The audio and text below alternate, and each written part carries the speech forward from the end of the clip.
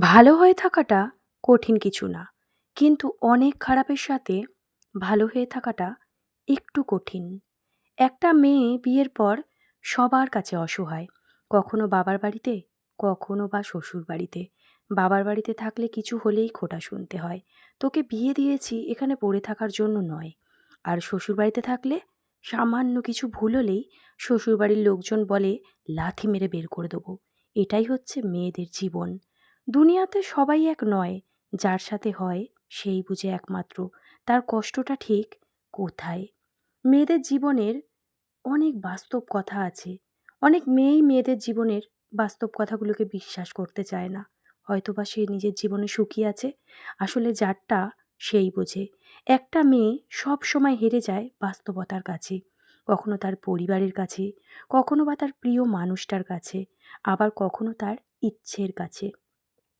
মেয়েরা চাইলেও তার ইচ্ছে মতন চলতে পারে না। তার ছোট, ছোট ইচ্ছেগুলো পূরণ করতে পারে না। পারে না তার ভালোবাসা দিয়ে কাউকে খুশি করতে। সারা জীবন কাটিয়ে দিতে হয় মানিয়ে নিতে, নিতে।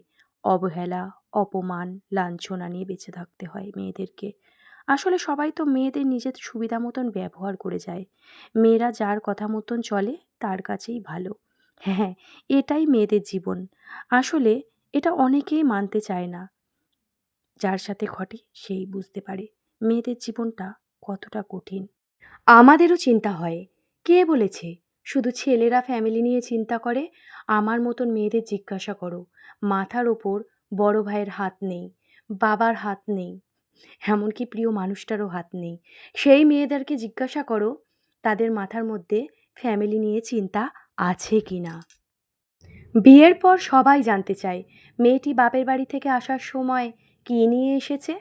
কিন্তু এই কথাটি কেউই জানতে চায় না সে বাপের বাড়ি থেকে আসার সময় কি কি ছেড়ে এসেছে। বাবার বাড়িতে যে মেয়েটি মায়ের অল্প কথায় অভিমান করে বসে থাকে, শ্বশুরবাড়িতে সেই মেয়েটি অনেকের অনেক কথা চুপ করে মুখ বুজে সহ্য করে।